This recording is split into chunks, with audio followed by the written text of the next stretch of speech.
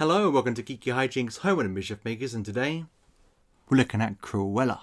Perhaps.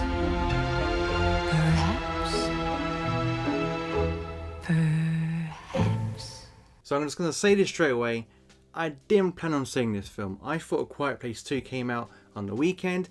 It looked like it did, there was a few people reviewing it on YouTube, so I thought, great, I can watch this now, get this done. But when I tried to book the tickets, they're nowhere to be seen. Maybe it was just my area in London, but yeah, I couldn't book any tickets at all. But I was determined to go to the cinema because I wanted my pre-cinema meal, which is Nando's. I always have Nando's before the cinema. It's the best part for me, better than the popcorn. But anyway, I looked on the listings, what's there, what I haven't seen yet, and I saw Cruella, and I thought, I like Emma Stone. The pictures I've seen of this film intrigued me. Let's give it a go.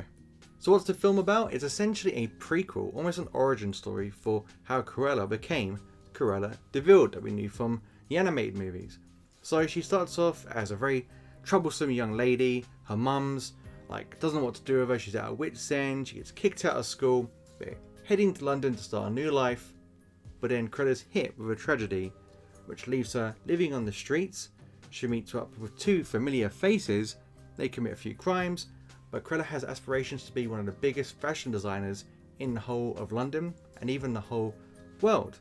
And she gets to this point where she has to go toe to toe with the Baroness. And the Baroness is the leading fashion designer in all of London and the only one standing in the way of Cruella achieving those dreams. And I'm going to start the best part of the film, which is Emma Stone. I love Emma Stone from Easy A all the way from Superbad.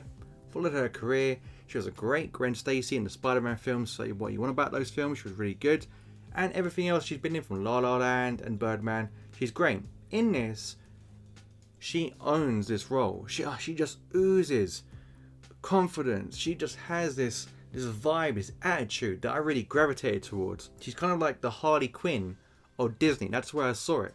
So it's like if Harley Quinn and the Devil Wears Prada, Disney Wears Prada, had a baby, ta-da, and you've got Cruella. And every time she came on screen, I was just loving life. If you go into this film thinking, oh god, Emma Stone might be a bit of a flop, she's not. She's probably the best part of the film. But Emma Thompson, my god lady, these two, when Emma Thompson and Emma Stone get on set, I was worried for the scenery. I was like, oh my god, they're chewing the scenery. They bounce over each other so well. The chemistry between them is disgracefully good. Like I said, I love these uber confident characters, especially in the fashion world, butting heads. So when they clash, it's just juicy. I wanted more of it. Like there's a part in a party where they actually have a little sit down and a talk. I could have just sat down for half an hour, listening to their conversations. They're both so good. And there are other actors in this film. You've got Mark Strong playing the assistant to Emma Thompson's Baroness. And there's a variety of other characters that did okay, but they were just serviceable at best. And I knew I was in for a good time when the music kicked in. I love the soundtrack for this film. Every time a song came on, it just went so well with the scene.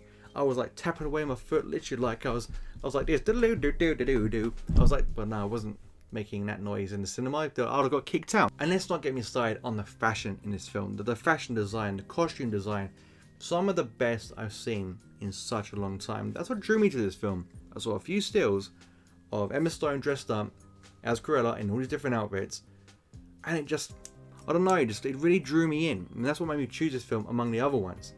And if this film doesn't win awards for its costume design, there is something seriously wrong in this world. Screw the Oscars. So what were my issues with this movie?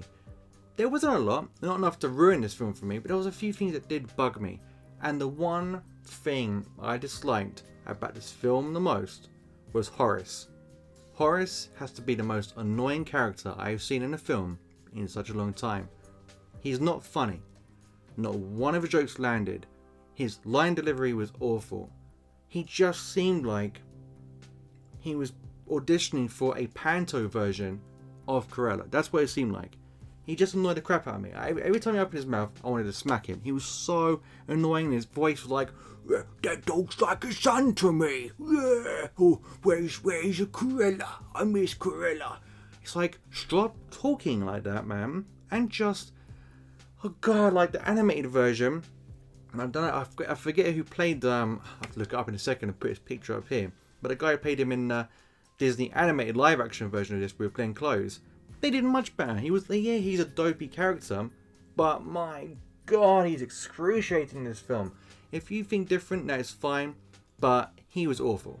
On the other side of the spectrum, you have Jasper, who, when they're together, and that's why horror stands out so much as being annoying, because Jasper is a bit of a wet fish. He's there to add a bit of emotional heart and bring Cruella down when she's getting a bit too outrageous and a bit too loud, but he was just a bit bland for me. So when Horace and him together, you've got bland boy and then Cruella, who drive me nuts. And my last issue is this film seemed to rush past some scenes really quick, but then hold on to a few others for too long. So I'll give you an example. It's a little twist in the film, you learn something, it happens so quick, you move on, you don't get to digest it. That was too quick. In the beginning of the film, Cruella goes to work in this like fashion house, massive fashion retail place like Selfridges, and she wants to work there as a fashion designer, but she ends up being a cleaner. And her boss, who is a poor man's Tim Curry from Home Alone 2. Please watch this film and tell me that guy hasn't studied Tim Curry in Congo and Home Alone 2.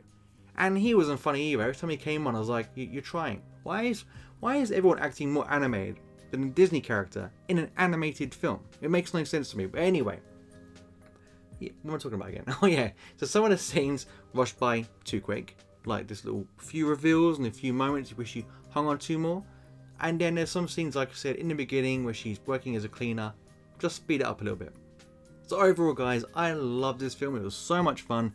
Emma Stone, Emma Thompson, just killed it. Every time they come on screen, big smiles on Joe's face, loving life. Anyone coming to set that day thinking, yeah, I'm in a film, I'm in a Disney film with Emma Stone and Emma Thompson. Yeah, no one cares, mate, because if you're on screen, you could be in the background waving. But these two are so dominant that everything else around them gets ignored. The unique spin on Cruella as a character, the costume design, the music choices, the energy, the creativity, the originality, just everything about this film was so me. I love these kind of films, and I think you will too. Although there was one big problem, and he's called Horace. Couldn't stand the dude. Yeah, there's a few pacing issues here, a few things should have been maybe kept on a bit longer, but they don't, and there's a few scenes where he can sort of can't hurry up, they stick around too long. Those are my big issues. But overall, really enjoyed this. It is my favourite Disney live action film. It's taken Jungle Book's place, and as a result, I'm going to give Cruella a silver win. I was going to say sparkling silver win, and it is very good.